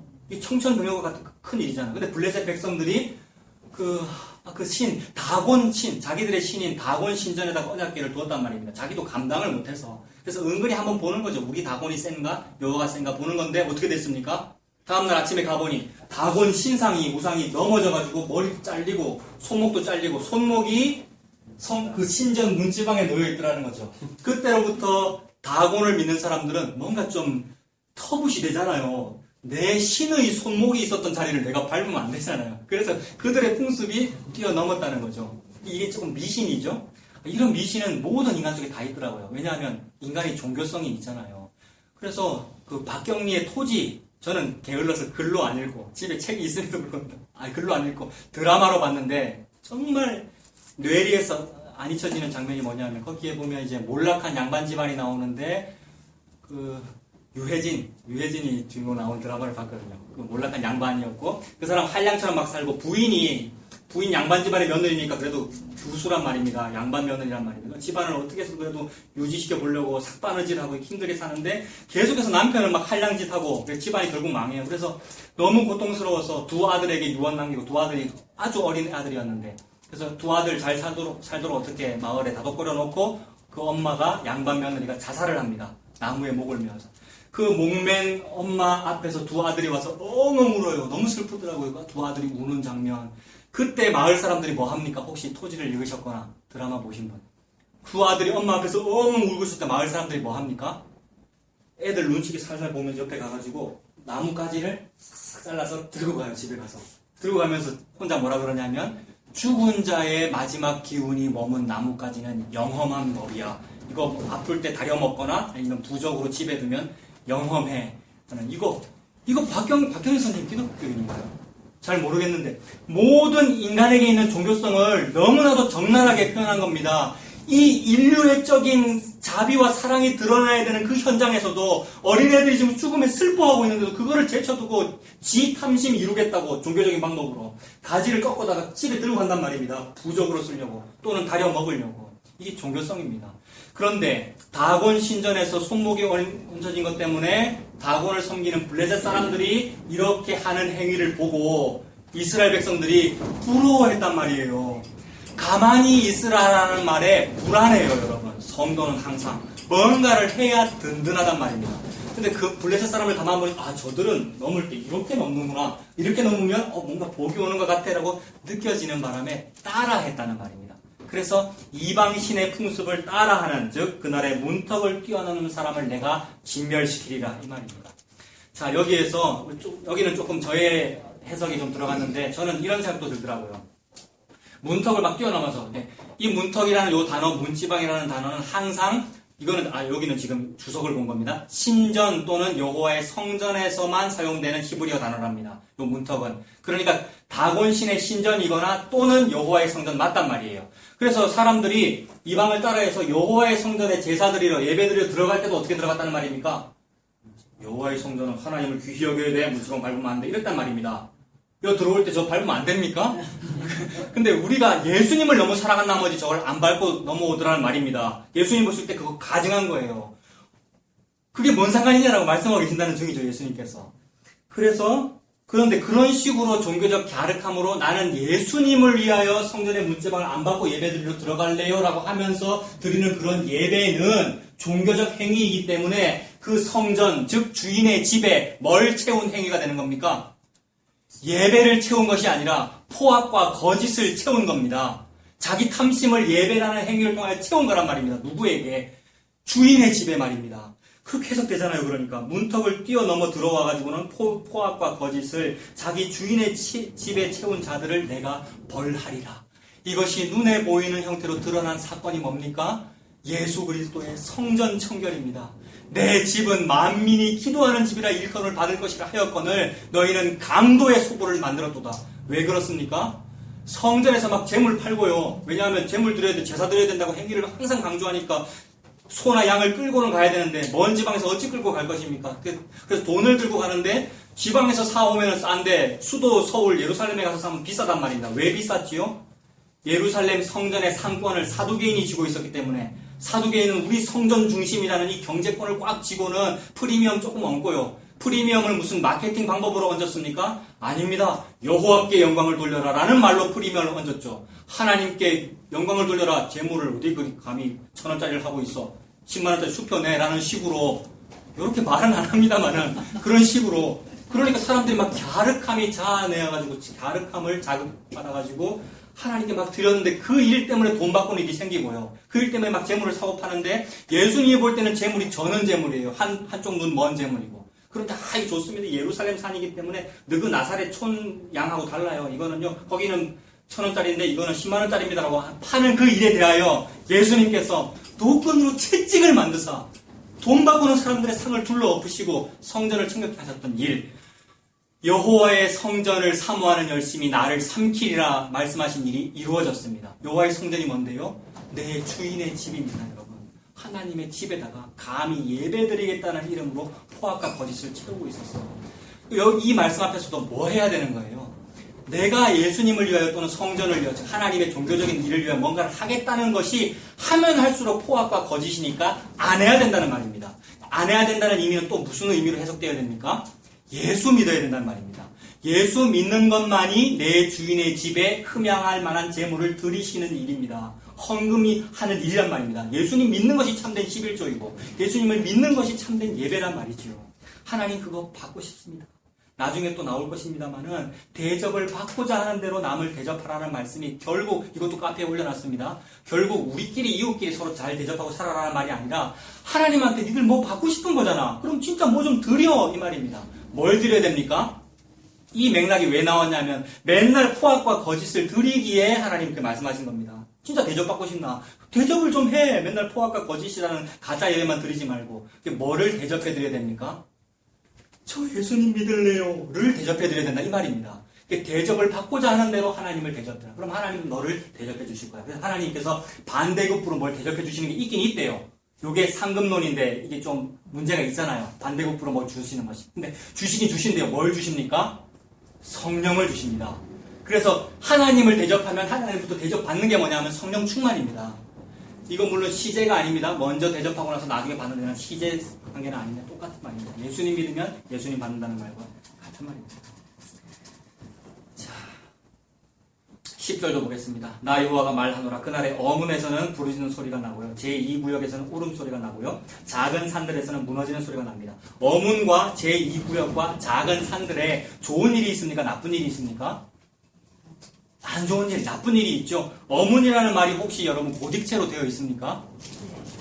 제 성경책에는 어문이라는 말이 고딕체로 되어 있거든요. 성경책에서 보통 고딕체, 다른 글자체로 되어 있는 것은 히브리어나 무슨 헬라어 성경 원어일 때 보통 그렇고요. 고유 명사일 때 그런데 이 어문이라는 요 말은 히브리어는 아닙니다. 그냥 우리나라 말입니다. 한자어, 고기어자, 문문자. 물고기 문이라는 말인데 물고기 문이 성경적인 고유 명사이다 보니까 성전에서 사용되는 고유 명사이다 보니까 이렇게 표현한 것 같습니다. 그래서 그 물고기 문이라는 말인데 어시장이 있었대요, 여러분. 어시장이. 성전 근처에 문에 어시장이 있었단 말입니다. 물론 시장 있어도 됩니다만은 지금 전반적인 분위기는 성전이 상업지대가 되었음을 하나님께서 쳐서 예언하고 계시는 겁니다. 예수님의 맥락과 똑같죠?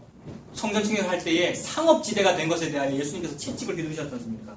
그리고 제2구역도 마찬가지 상업지대이고요. 그래서 그 모든 성전이 마케팅화된 것을, 자, 이거 오늘날의 이야기도 잠깐 하겠습니다. 교회가 마케팅화된 일이 없습니까, 여러분? 바자회 안 합니까? 그러면 또 바자회가 나쁩니까? 이런데, 나쁜 거 아니죠? 바자회 해서 설한수업 해가지고 KBS에 불의도 성금도 내고 해야 됩니다만은 추객이 전도될 때가 많다 이 말이죠. 예수 십자가 복음이 교회의 전부인데 그거는 없고 이상하게 선한 사업만 많더라는 겁니다. 그러면 바자회도 해야 되고 뭐 벼룩시장도 해야 되고 뭐 많이 하잖아요. 아나바다 장터도 하고요. 다 좋은 의도로 합니다만은 예수님 없으면 가짜란 말이죠. 그래서 어문이나 제2구역은 다 상업지대라는 의미이고요. 이것을 하나님께서 처벌하시는데 다시 반복합니다. 누구를 불러서 처벌하십니까? 바벨론 군대. 바벨론 군대는 어디에서 쳐들어오죠?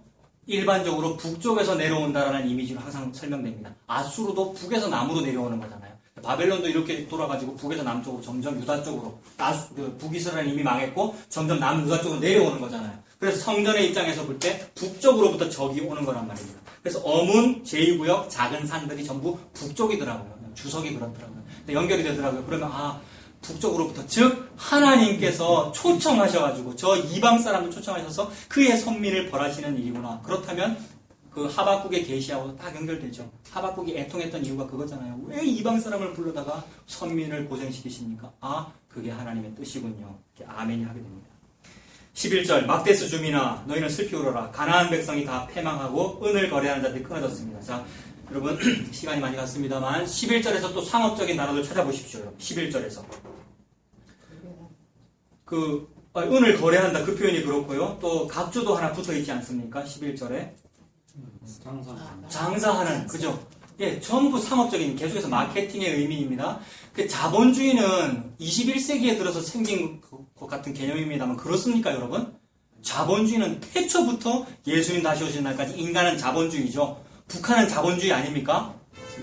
김정은이가 자본을 너무 좋아하기 때문에 지금 그러고 있는 거잖아요. 자본주의잖아요.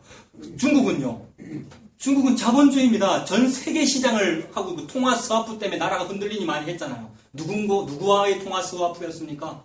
중국과의 통화 스와프. 자본주의 나라입니다. 인간은 자본주의입니다. 그 나라가 무슨 나라든 간에. 그래서 상업적이란 말입니다. 마케팅적이고요. 막데스 주민들이라는 말은 상업적인 주민들 말하는 것이고요. 가나안 백성들이라는 말도 각주를 특별히 붙여서 장사하는 사람이라고 이렇게 표현을 했고요. 은을 거래하는 자들 다 끊어졌다.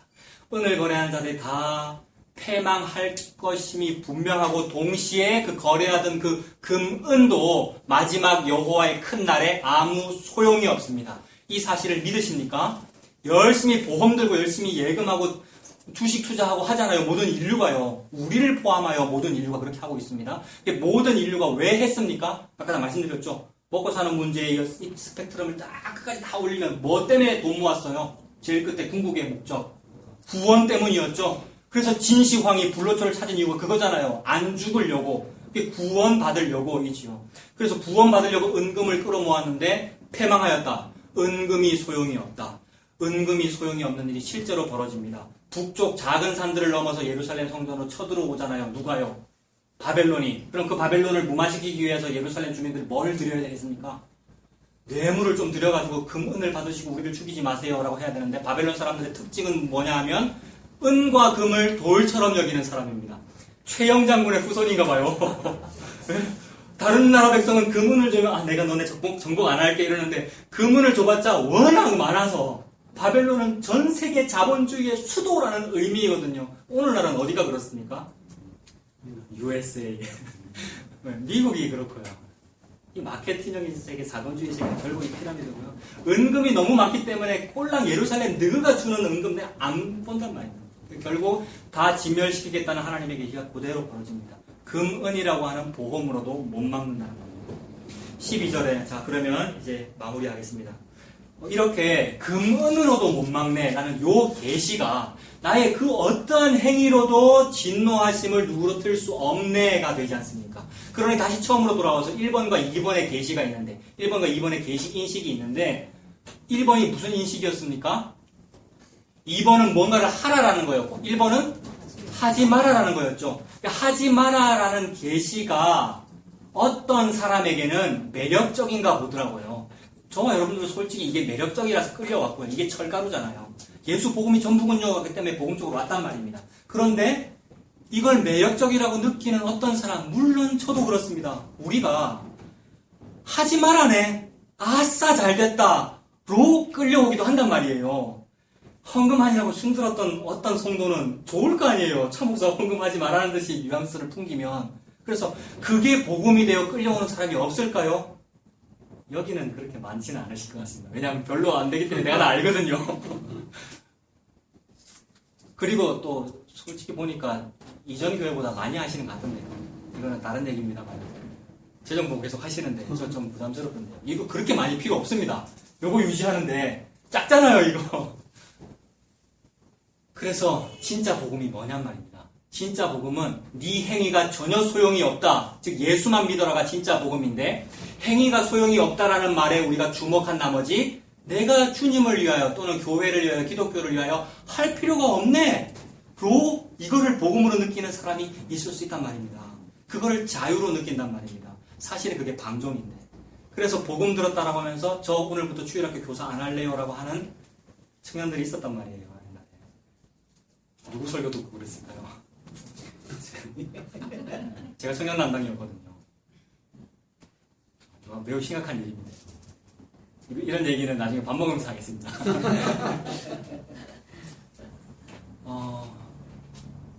계시 인식을 잘못한 거죠. 하지 말아라 라는 말이 네 탐심을 더욱 잘 누려라 라는 말이 아니라 니는 죽도록 탐심의 존재야. 예수 믿는 것 외에 너에게 방법이 없어 라는 요 강조점이 예수 십자가 복음의 다 이루어짐의 강조점이 있는 것인데 안 해도 되네 화 놀자로 자기 탐심을 부추겼단 말입니다. 그래서 그렇게 되면 어떻게 되느냐 하면 아 그래? 그러면 나 감나무 밑에 입만 벌리고 있어야지가 됩니다.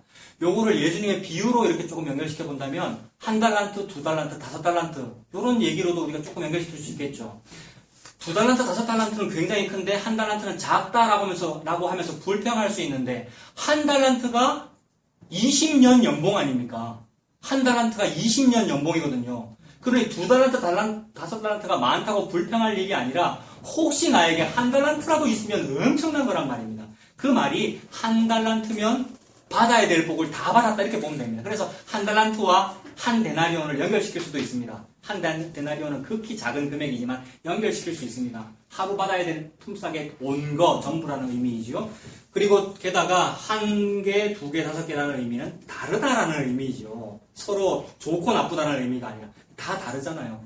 다 취향이 달라서 어떤 설교는 좋다 그러고 어떤 설교는 나쁘다 그러는데 그거 진짜 나쁜 게 아니라 다 우리 취향이 달라서 그렇다는 거죠. 그게 1, 2, 5으로 다르단 말입니다. 근데 1달란트 받은 사람이 어떻게 말하죠? 이미 불만이 생긴 겁니다. 왜 불만이 생기죠? 저 사람은 많은데 내는 작다. 작습니까? 20년 연봉인데. 그리고 또 저 사람은 많은데 나는 작다라는 반응, 이 불만을 언제 품을 수 있느냐면 내가 받은 것이 1데나리온밖에 없을 때. 근데 불만 품을 일입니까? 나는 결코 노동시장에 팔려갈 수 없는 존재인데 퇴근 시간 다 돼서 포도원에 부름받은 사람이면 1달란트도 안 받아야 되는데 주인께서 1달란트 주시면 감지덕지. 이게 예수 십자가 은혜이잖아요. 그런데 그 1달란트 받은 사람이 어떤 마음을 품는 거냐면 우리 주인은 뭐 엄한 사람이라 심지 않은 데서 거두고 해치지 않은 데서 모으는 줄 내가 알았으므로 내가 그냥 아무것도 안 하고 가만히 있었습니다. 이 말이 매우 주님의 뜻을 말하는 것 같지만 우리 주님은 심지 않은 데서 거두고 해치지 않은 데서 거두시는 그런 분 맞기는 맞습니다. 무슨 말이냐면 거룩한 불로소도 거두라 그랬잖아요. 우물 파지 아니하고 생수 마시는 일이잖아요. 성도의 삶은. 포도원을 내가 일구지 않았는데 포도를 따는 일이잖아요. 이것이 거룩한 불로소득이지 않습니까? 그러므로 포도원을 일구는 일은 누가 했습니까? 예수님이 혼자 다 했다 이 말이잖아요. 그 말에 대하여 이용해 먹는 거죠. 하나님 그렇게 계시하셨으니까 그분은 하나님 엄하신 분이시잖아요. 뭐 가만히 있으라 그러셨잖아요. 그래서 가만히 있었습니다. 라고 하고 있는 망발이란 말입니다. 복음을 받아들인 것 같지만 자기 탐심을 이용해 먹은 거죠. 하기 싫어서 안 했단 말입니다. 땀 흘리기 싫고 아무것도 안 하고 싶어서 안 했단 말입니다. 그것에 대하여 주인께서 말씀하시죠. 이 악하고 게으른 종아 바깥 어두운 데 나가 슬피 울며 이를 갈미 있으리라. 그리고 뭡니까? 은행에 맡겨서 돈놀이라도 해야지 이 말이죠. 우리 예수님께서 돈놀이를 좋아하시는 분입니까? 그것이 아니라 뭐라도 해야지라는 말씀 속에 들어가 있는 진짜로 해야 되는 일을 하란 말이야 라는 의미이죠. 오늘 오후의 주제가 행함이 있는 믿음인데 정말 중요한 성경의 주제입니다. 복음을 하면 믿음만 강조하고 행함을 강조하지 않는다 그러는데 진짜 중요한 하나님의 강조점은 행함이 있는 믿음이란 말입니다. 제발 좀 행해. 뭐라도 행해랍니까 방금? 돈놀이라도 했어야지 이 말이잖아요. 제발 좀 행해. 그래. 돈놀이라도 했어야지라는 그 말 속에 뭐 하라는 말입니까? 정말로 하나님 하라고 강조하시는 것은 예수 좀 믿어 이 말이죠. 근데 그 일 하기 싫어서 안 했단 말이에요. 그래서 1달란트 가만 놔뒀단 말입니다. 그 말이 이 12절입니다. 12절에 그때에 내가 예루살렘에서 찌꺼기같이 가라앉아서 이거 포도주 찢기같이 가라앉았단 말입니다. 술 앙금처럼 바닥에 가라앉아서 폭 가라앉았다는 말은 아무것도 안 하고 그냥 뭐 가만히 있어도 하나님이 다 하신다네. 워카를 벗으라네. 이렇게 이용해 먹는 거죠. 아무것도 하지 말라네. 가라앉아서 마음속으로 스스로 이르기를 여호와께서는 복도 내리지 아니하시고 화도 내리지 아니하시리라 하는 자를 등불로 두루 찾아 벌하리라. 왜 등불로 찾습니까? 예수 그리스도의 눈은, 여호와의 눈은 감찰하시는 불꽃 같은 눈이시라서 불을 켜고 보면 다 보입니다. 우리의 눈에는 안 보이는데요. 우리의 눈에는 저 사람이 진짜로 복음을 믿어서 저렇게 행동하는 것 같은데 예수님은 안단 말입니다. 이 탐심 때문에 지금 한 달란트 가만두고 있는 것인지 아니면 2달란트, 5달란트 하고 있는 것인지. 그래서 믿음이 있는 자는 받아 더 누리게 되고 없는 자는 그 있는 것마저 빼앗기리라. 이거 한 달란트 받은 사람한테 한 말이잖아요. 그래서 있는 자는 뭐가 있는 겁니까? 행함과 믿음이 같다는 그 믿음이 있는 자는입니다. 믿음과 행함은 같은 것이거든요. 그래서 믿는다라는 말은 예수님을 믿는다는 말이고 행함이라는 말은 예수님을 믿는다는 말이니까 같은 말이란 말입니다. 수학적으로 등고가 성립돼요. 그래서 이것이 있는 자는 받아 더 누려요. 예수님께서 주시는 그 은혜를 더 받지요. 예수님만 믿어서 받습니다. 일을 해서 받는 것이 아니라. 근데 이것이 없어요. 일을 안 하겠다는 거죠. 예수 안 믿는 사람은 그 있는 것마저 빼앗기리라. 복음 따라간다 그러고 막 성경을 좋다고 나 기독교 믿는다고 하는데 빼앗긴단 말입니다. 진짜로 급변하는 어떤 사태가 일어나면 그런 사람은 떨어지더라고요. 복음에서.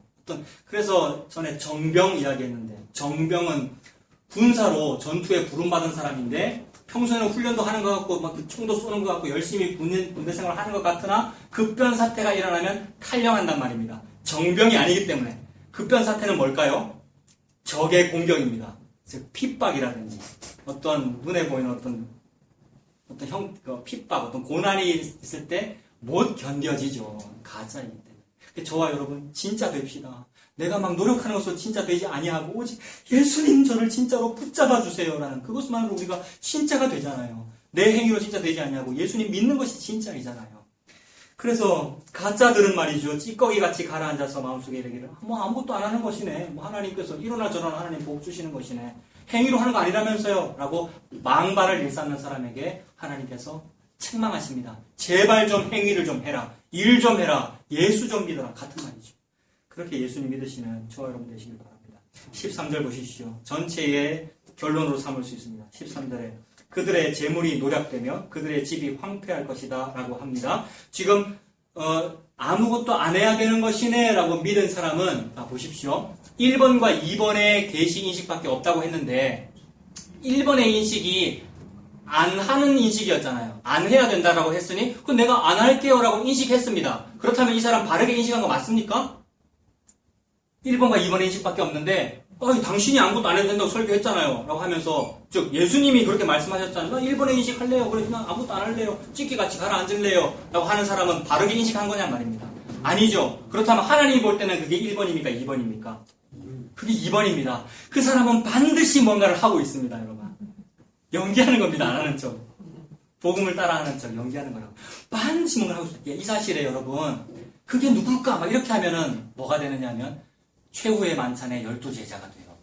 지금 청목사 이런 설교한다고 그래서 여러분 들으면서 좀 누구를 말하는 걸까? 이러면은 주여 내니까 12제자의 최후의 만찬에서 예수님께서 누가 나를 배신할 거야 라고 하니까 전부 다 주여 내니까 베드로도 주여 내니까 그랬어요. 근데 베드로 맞아요 아니에요? 배신할 사람 맞잖아요. 맞음과 동시에 아니죠. 아니라 하셨는데 맞습니다. 아닌 게 맞다고요. 아닌데 맞다고요. 그래서 저와 여러분들은 예수님 믿으니까 의인인데 죄인 맞다고요. 그래서 그 배신하는 사람이 누굴까? 접니다. 이래야 됩니다 여러분. 이거 은혜입니다 여러분.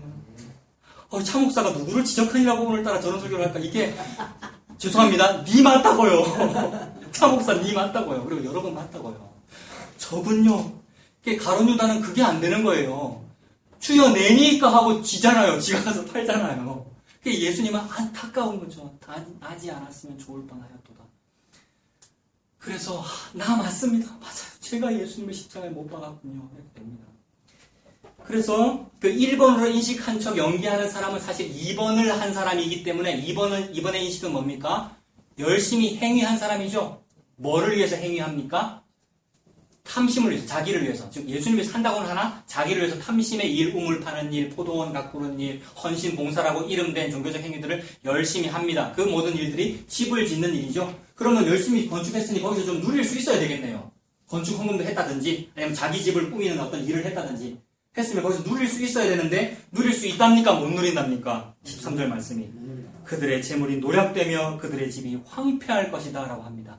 하나님의 계시에 정반대로 행동한 것이 되므로 처벌밖에는 없다 이 말입니다. 여러분. 너무 무서운 말입니다. 하나님을 위해서 행위한다고 했는데 나는 너를 모른다라는 처벌을 받는답니다. 그래서 그들의 집 재물 노략되고 그들의 집이 황폐할 것이다. 그들이 뭐를 하나? 여러분 그들이 집을 건축하나 거기 살지 못하며 그 다음 뭡니까? 포도원을 갖거나 그 포도주를 마시지 못하리라. 다시 한번 이 계시, 이 복음을 확인해 보겠습니다. 신명기 6장입니다. 신명기 6장 10절 보십시오.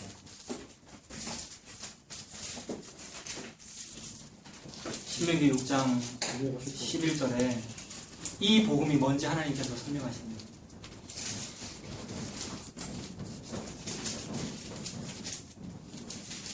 신명기 6장 10절과 11절 이거 뭡니까 여러분? 예, 그런데 제 내용을 읽어보겠습니다. 네 하나님 여호와께서 네 조상 아브라함과 이삭과 야곱을 향하여 내게 주리라 맹세하신 땅으로 너를 들어가게 하신답니다. 그 땅은 가나안 땅입니다만 자, 영적인 의미 뭡니까? 구원이죠. 천국이라는 의미잖아요. 가나안 땅. 구원 얻는 것은 어떤 일입니까? 그 뒤에 보면 네가 건축하지 아니한 크고 아름다운 성읍인 거죠. 우리가 건축하지 않았습니다. 누가 건축했습니까? 예수님이 혼자 했습니다. 십자가에서. 그래서 내가 다 이루었다입니다. 그래서 다윗 왕이 갸륵한 마음으로 제가 주님을 위하여 하나님을 위하여 성전을 지어드릴게요 라고 할 때 하나님의 응답은 뭡니까? 네가 나를 내가 거주할 집을 짓겠느냐? 내가 언제 집 지어주라고 했느냐? 네가 나를 위해서 집을 짓는 것이 아니라 그 다음 뭡니까? 여러분이 말씀해 보십시오. 그 다음 뭡니까? 나 여호와가 너를 위해서 집을 지어주는 것이다. 여호와께서 저와 여러분을 위해서 지어주신 집이 뭡니까? 사람 이름으로 두 글자로 말할 수 있습니다. 예수입니다. 이것을 믿는 것이 복음입니다. 그러니까 건축하지 아니한 성읍을 얻는 일이죠. 11절은 네가 채우지 아니한 아름다운 물건이 가득한 집을 얻습니다. 네가 파지 아니한 우물을 차지하는 일입니다. 그런데 인류는 우물을 파잖아요. 생수에 분원되는 예수 그리스도를 버렸기 때문에 목이 말라서 열심히 자기 우물을 파잖아요. 그래서 우물을 차지하게 하시면 네가 심지 아니한 포도원과 감람나무를 차지하게 하신답니다. 물론 그 이후의 말씀을 그렇게 할 때 이들이 또 교만해가지고 네가 열심히 가꿔서 집을 얻었다라고 이렇게 하게 될 거다라고 하십니다. 그러면 우리 회개해야 되죠. 내가 그렇게 하고 있으니까. 이것이 복음입니다.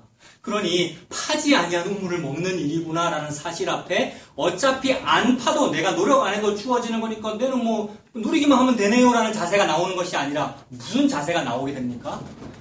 감지덕지가 나오게 됩니다. 감지덕지. 그래서 모든 것이 마치 운명적으로, 숙명적으로 정해져 있는 듯 느끼게 돼요. 그래서 마치 불교처럼 좀 느껴져요. 왜냐하면 석가모니 손바닥 위에 있는 손오공처럼 느껴진단 말입니다. 이것이 운명론, 숙명론이잖아요. 그러나 차이는 뭡니까? 이 사람은, 이렇게 느끼는 사람은 뭘 아무것도 안 해도 되네. 뭐 내 마음대로 살아도 되고, 뭐 착한 일을 해도 되고 안 해도 되고, 또는 죄를 지어도 아무 상관없네. 라는 방종을 하게 되는 것이기 때문에 이거는 불만이란 말입니다. 누구에 대한? 여호와에 대한. 그런데 진짜는 뭐겠어요? 염소 말고 양들, 복음을 진짜로 믿는 사람은 뭐가 되느냐면 여기서 불만을 느끼고 있는 것이 아니라 감사를 느끼고 있는 중이죠. 내가 하도록 놔뒀으면 분명히 나는 절벽으로 갔을 텐데, 분명히 지옥으로 갔을 텐데 그분이 혼자서 다 해서 내를 이끌고 계신다니까 감사합니다. 그래서 운명론이 아니라 감사론이 되는 거죠. 감사, 은혜 이렇게 됩니다. 그러니 너희는 가만히 있어 내가 하나님됨 알지어다라는 말씀 앞에 눈물이 터져나오면서 감사합니다 라고 하게 됩니다. 마지막 말씀입니다. 오늘의 결론입니다. 너희는 가만히 있으라. 그 부분을 우리 시편에서 한번 찾아보겠습니다. 시편 46편 이거 읽고 마치죠. 시편 46편입니다.